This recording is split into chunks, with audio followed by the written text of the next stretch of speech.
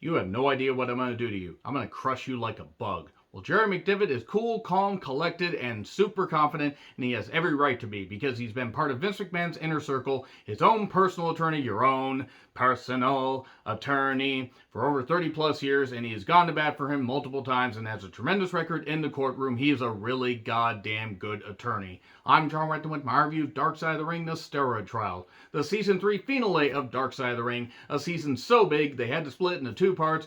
And while I have not loved every single goddamn episode of Season 3, from Season 1 to now, they've gotten steadily better. And sure, there's been some uncomfortable topics, but some that need to be visited, and I'm looking forward to seeing what they do for Season 4. What topics are you hoping they do for Season 4? Answers in the comments, please. Now, there's a lot to unpack here. Some stuff that longtime fans knew. If you're a newer fan, maybe this is a lot of stuff you didn't know.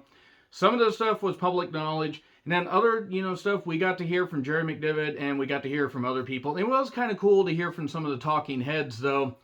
There were a couple times where I was like, wow, we really need to hear from these guys. But then again, they were, part of the pro wrestling media that were covering this particular trial. So I guess it sort of made sense as to why they were there. But this was a bit uneven. Like, there was some good stuff, but I was almost let down here. It was like, everything was juiced up, ironically.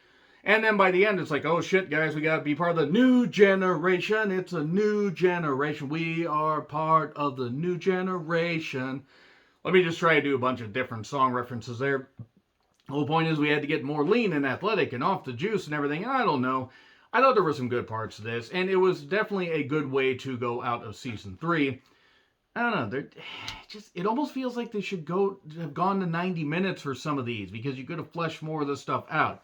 Anyway, we started with footage of Hogan and the WWE boom of the 1980s and then into the early 90s, where even though business was starting to taper off as we got to like 91, 92, even though they were doing well internationally, and they talk about that as things go on. Talking about the big boom and everything, and Hulk Hogan being at the forefront and being the face of WWE, but also the face of steroids. And I will say this, I'm no fan of Hulk Hogan. I'm no fan of Vince McMahon. I respect what they've done for professional wrestling, good, bad, or indifferent, but they weren't the only ones that were either at the forefront of this. Yes, as far as WWE being the big marquee company, steroid use had been running rampant in wrestling in the 80s. I mean, you take a look at the Ultimate Warrior, you take a look at the biography that they did on A&E and the Dark Side of the Ring, the roided, up footage of him. I mean, my God, he was fucking insane. So was, Sting, Steve Borden. I mean, Hercules Hernandez in Mid-South, 10 Dianabol a day, Kerry Von Erich. I mean, Fritz Von Erich turned a goddamn blind eye to the steroid use and the drug use in his own company. That was talked about in a couple documentaries.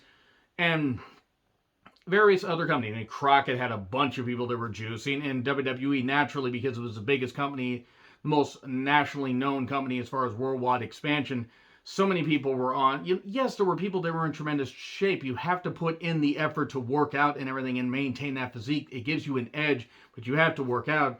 But good God, they act like it was only in WWE. No, it was every fucking where. And there were so many people that were juicing before they got there. And there were a bunch of things that were touched on during this episode. The merch was flying off the shelves. WWE was printing money, and then everyone was on steroids. That's what they were marketing, and it was. Looking back on it, it is a fucking miracle that some of these talents even lived to be, past 35. I mean, Rick Rude, unfortunately, I think was 40 when he passed away. In Ultimate Warrior, he was in his mid-50s or something like that when he passed away. Various others. Randy Savage, he had his, heart issues that, and he no doubt used steroids. I mean, come on. I mean, as much as I love Randy Savage, wearing the shirt, Savage is always better than Hogan. So many others. I mean, there's a laundry list. And there's a laundry list of shit that Vince McMahon did as far as stuff he's done to talents, releasing them or, abusing them as far as how he had them beat up their bodies and everything and just used them up and threw them away, as did many other promoters. Do I believe that Vince McMahon intentionally said, guys, you need to take steroids to stay on top? No, I don't. Do I believe it was encouraged that they need to do everything they can to keep their spot? Sure. Every fucking promoter did that. And again, I'm not defending Vince, but do I believe that this trial was bullshit? Yeah, I fucking do. Because, okay, yeah, sure, you had this doctor that's providing this stuff. What if Vince didn't know? Now Vince was obviously a steroid user. I mean, good God, fucking look at the guy. Of course he fucking was. It was insane. He was on Muscle and Fitness in 2006. So yeah, it's not like steroid usage didn't continue after that. They just dropped the drug testing policy in the Attitude Era and in other stuff, and then finally had to really pick it back up in after the Eddie and Benoit deaths. But it's been an up and down thing for WWE. But for this particular one, Jerry McDevitt did come across really well. I mean, really is a cool, calm, calculated, like, I don't even want to say snide. He just knows he's really good at his job. I mean, and he's being paid by Vince, but he's a really, really good attorney. He really is. I mean, there's no denying that. I'm not saying that the guy is squeaky clean. I'm not saying that he's got like skeletons in his closet. Sure, he might be, he might come across as a bit of a slime ball, but he's really good at his job. There were 2 trials looming. Vince could face 8 years in prison and $500,000 in fines. Warlord even said, and Warlord, it was really great to see him. I don't know how the fuck he basically looks. Yes, he's trimmed down, obviously, since I think he's in his, at this point, he's got to be near 60, I think. But it says, we did our best to get the people what they wanted to see, which was big guys. I mean, you take a look at Warlord and take a look at him and Barbarian when they were the Powers of Pain, and then Warlord when he faced off against British Bulldog, who was also another steroid user. So many steroid users.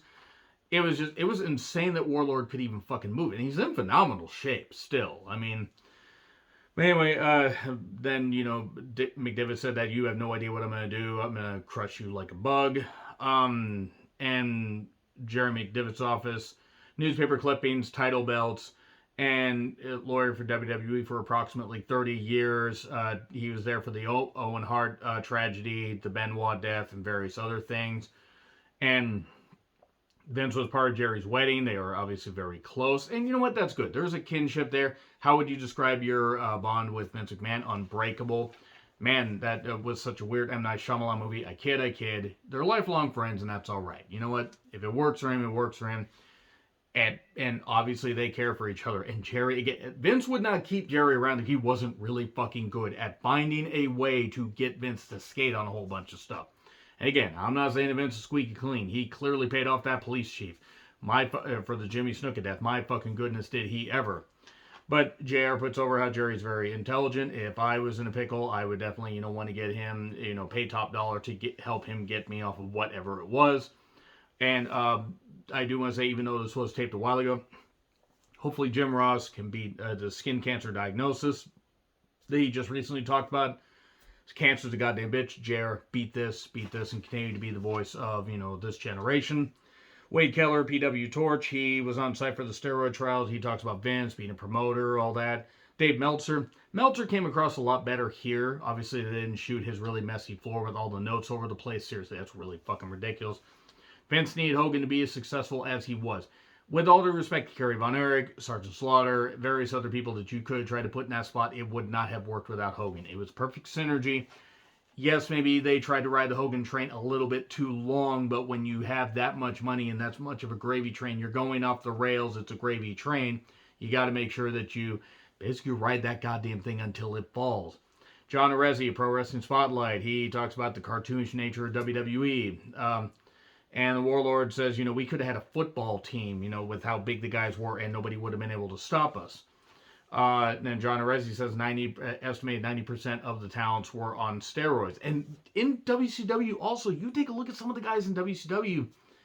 I'm not saying that they're, they might have had some, level of a drug policy-ish, but there were people, I'm not saying everybody was, but there were a lot of people that were. Like the roid usage, even into the early 90s, was ridiculous. It was really only after the steroid trial, and then even after that, once the Benoit tragedy happened, that people started getting a little more serious, like, holy shit, we can't have the roid rage, any of this kind of stuff, even though I think it's still happening now. The whole point is things had to get cleaner, and it took a lot of broken bodies and dead bodies, unfortunately, for that to happen. And, we have George Zaharian, ringside physician, when they were at the Allentown TV tapings. And he was there. He would be, an on-screen character at times. And he had a bag. Is this something that, is there something you need? If not, I can get it for you and FedEx it to you, said the Warlord. It's candy, somas, Percocets, vitamins, roids, Brian B. Blair, or B. Brian Blair, or whatever, of the Killer Bees. Oh, you're a killer bee.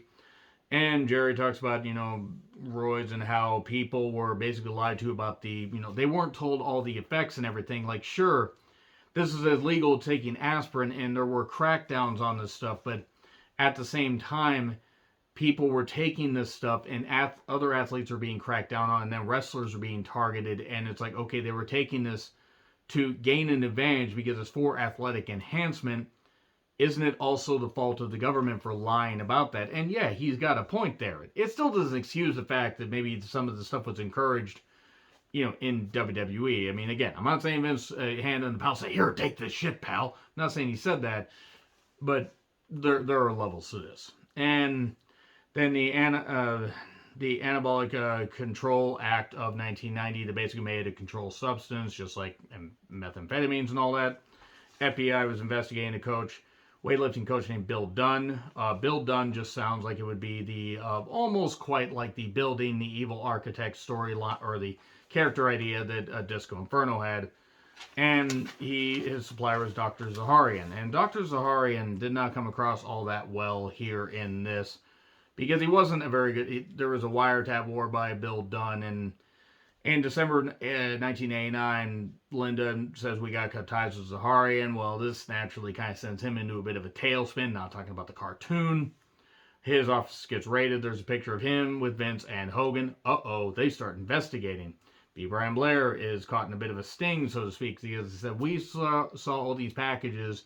We found a way to look into them and then basically seal them back up like nobody could ever, have known.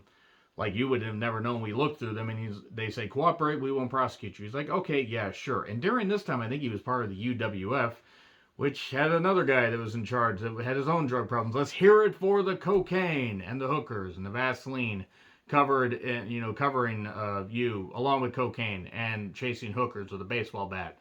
So Hogan had multiple packages delivered to his address, and the trial for Dr. Zaharian was set. Well, Jerry basically was enlisted to get Hogan away because Hogan had talked to Zaharian about various things, medical issues, doctor-client privilege, issues where maybe he might not be able to have children because he did a lot of steroids. A lot of fucking steroids. I mean, and boy, a little more on that later. But there were people like Piper and others that got, that had to be part of the trial, and people were wondering what the fuck's going on. Why is that the case? And then they mentioned about, Ronald Reagan having to testify at, a trial. And they said, well, Reagan had to, but Hogan didn't. And McDivitt, just in freaking snide way, said, well, maybe Reagan had the wrong attorney. Ooh, or had the wrong lawyer. So Zaharian was found guilty. And then on the last day, basically it's mentioned that, hey, Vince and Hogan bought their roids from Zaharian. Well, just with that little bit, true or not, that was enough smoke. There's fire. They decided to investigate. They decided to dance into the fire. And Hogan was then on Arsenio Hall, right on the same day where Vince McMahon basically establishes a stringent drug policy as a way to get ahead of the curve. Well, Hogan then says that he only used steroid 3 times in 1983 to recover from injuries. We know that's a lie, and it's not like Hogan was the only one doing this stuff. I mean, my God, again, running rampant. Randy Savage, much as I fucking love the guy, Savage is always better than Hogan. Savage used steroids. It was correct. Warrior, I mean, just insane. Rick Rude, Hercules Hernandez, so many other people did. Not excusing one way or the other, but it's not like Hogan was the only one. And the Phil Donahue show. If you've never seen the Phil Donahue show where they talk to, people about the Pat Patterson Ring Boy scandal, you are in for a trip, which is why I don't really have any respect for what Pat Patterson did, because of what he ended up doing. He wasn't the only one, but he was guilty of it. So John Arezzi and Meltzer, they were on this panel on Phil Donahue, and Arezzi even said, if looks could kill, I would not be alive anymore. And then suddenly he says that 2 guys visited his apartment. His mother was living there at the time. And Arezzi said that, there were, these guys were sent basically to intimidate my mom. And then McDivitt blew it off, saying no one cares enough about John Arezzi to send 2 black-suited guys to his house. How do you know there were black suits? Would it be the first time? No, Vince McMahon paid off that goddamn, paid off the police chief to get Jimmy Snuka off of that murder charge and a whole bunch of other stuff. First of all, I resent your tone, the whole thing with Owen Hart. But They compared him to Hannibal Lecter. They called him a whole bunch of names and everything. 7 to 8 grand jury subpoenas. Beginning of April 1992, right around the time that WrestleMania 8 was happening. They had to paper the goddamn Hoosier Dome. The Hoosier Dome. They had to, paper that, and then that would be the last stadium show that they would run as far as like a sizable stadium like that until Mania 8, no, Mania 17 in the Houston Astrodome. But then, McMahon and his crew, they were bracing for this stuff to happen. They skipped over the fact that Jerry Jarrett was brought up from Memphis to run the company in case Vince went to jail.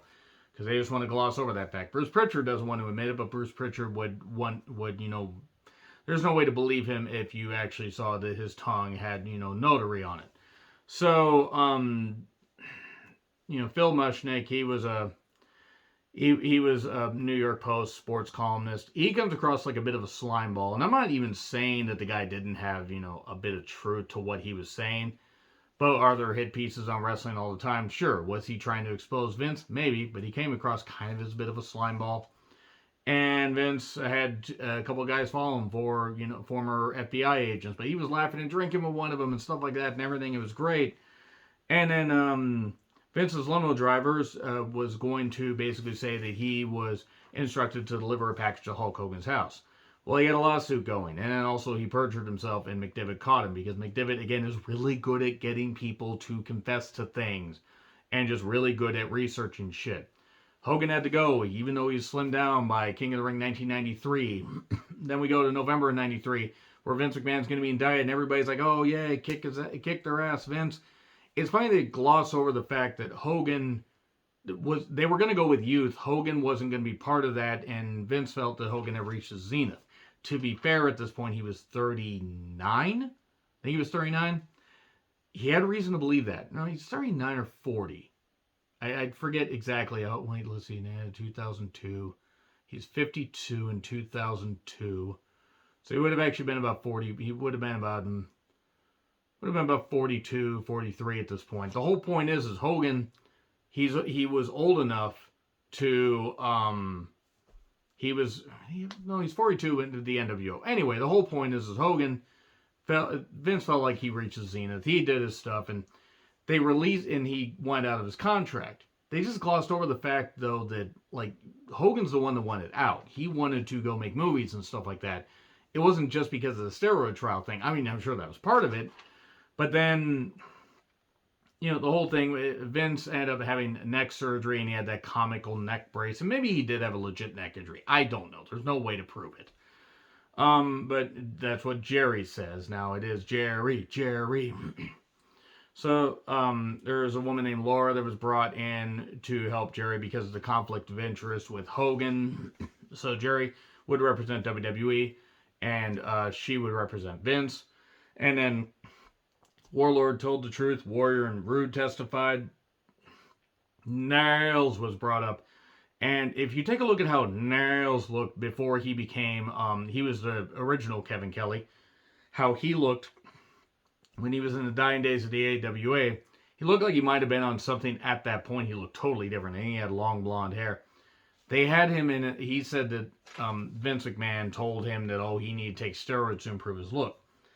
And it says, do you know what, or it's like, do you have any animosity towards Vince McMahon? He didn't quite understand. He doesn't know what animosity means, which didn't surprise me looking at the guy. And do you hate Vince McMahon? Yes, I do. But it wasn't very good because they skipped over this. He actually attacked Vince right after Survivor Series 92 because of a pay dispute. And that ended up, with him trying to choke out Vince. So, yeah, maybe that's not the most level-headed person you want on the goddamn trial. And then, there really wasn't much more. Warrior basically felt like Vince McMahon took wrestling to new heights, and he created a lot of enemies, but he doesn't believe. He knows that he didn't distribute steroids and stuff like that. I do want to take this opportunity, though, to say Mr. Queering doesn't make the world work, Warrior. Fuck the Ultimate Warrior, I'm glad he's dead. And then the doctor had letters and everything. This got a little bit muddy, though, because the doctor gave me the news. He was taken to various solitary confinement, places, and was all confused and all frazzled. He didn't remember a chat with Vince, and he suddenly did. And Vince basically was told. Vince never told him to stop distributing steroids, but how would I'm just saying the doctor could have gone into business for himself. Again, Vince McMahon could have said, "Yeah, take whatever you need to get your body right," but Vince McMahon was running a multi-million-dollar empire at that point. I don't think he would have had time to hand the steroids out to people, even if he wanted to. Had enough time to pay off police chief though. And then, Emily Feinberg, who was Vince McMahon's personal assistant, hopefully not his way to personal assistant. And then we get a guy named Marty Bergman who called Phil to get answers and stuff like that, posing as a 60 Minutes producer, but apparently he was the brother of a 60 Minutes producer. This is where things got a little bit messy. It felt like they were trying to throw too much shit in. That's where I felt a 90-minute time period might have helped. Vince was basically, he did an appearance on camera and said, well, the vendettas and everything of the prosecutors, is that the best you can do? Go after this stuff. And then they basically had to prove that distribution happened in New York, not in Pennsylvania, not in Stamford, Connecticut, Vince's backyard. No, couldn't happen there. They tried to say that Emily had ordered a package to be driven to Hogan's house, or maybe even drove it herself, but the timelines didn't line up, so the defense was falling apart. It was a flimsy, or the case was falling apart as far as trying to nail Vince. It was a flimsy case anyway. Would Hogan bury Vince? No, he didn't. He basically said that, yeah, we were gym buddies. I would give him steroids, he would give me steroids, but he never told me to take them. We never did, it was never anything bad or whatever. Vince McMahon did say, like, you testified against me at the trial of my life. But basically his time on the stand basically helped save Vince. Hogan said, he didn't go to jail because of him, which is true. I mean, I don't like Hogan, but it is true. And then Jerry said that Vince didn't need to testify, that there were closing arguments. This guy named O'Shea went absolutely insane. Cut a wrestling promo. Jerry comforted Steph, who was crying. He's like, you haven't heard me yet. Just wait. And obviously he's close to the McMahon family. He started to get a little choked up there. And then there was this one called Avanar. Avanar. It's this bad roid that is basically not fit for human consumption. Well, government agency, the governing body did not take care of this and take it off the street and everything. So, okay, these guys are taking it. There's no way of knowing that this was supposed to be taken. So maybe this governing body should have taken that off. So if they're putting something unsafe here, then how is it the responsibility of somebody if they don't know? I mean, it gets a little bit messy because it's getting into a lot of legality stuff. But it gets to where Jerry's able to basically put enough doubt in the mind. And again, flimsy case. Jerry made his closing statement. He wasn't even worried. And then the verdict came down, not guilty, not guilty. And then they celebrate and everything and all that stuff. They talk about how Vince McMahon uses this to prop him up as this larger-than-life character. And that's basically it. So that's pretty much the end of that's season 3 finale of Dark Side of the Ring. So it's going to be interesting to see what they do for season 4. Everybody get on the floor and do the dinosaur. Obviously, as we're getting out of the pandemic, hopefully they're going to be able to maybe, I don't want to say fast track, but they should be able to breathe easy. They put a lot of work. Evan and Jason put a lot of work in on this. I want to know, though, what topics you guys would like to see in season 4. Easy for me to say. Like, share, subscribe. Twitter handle in the description. I'm John Rethlin. I'll see you soon.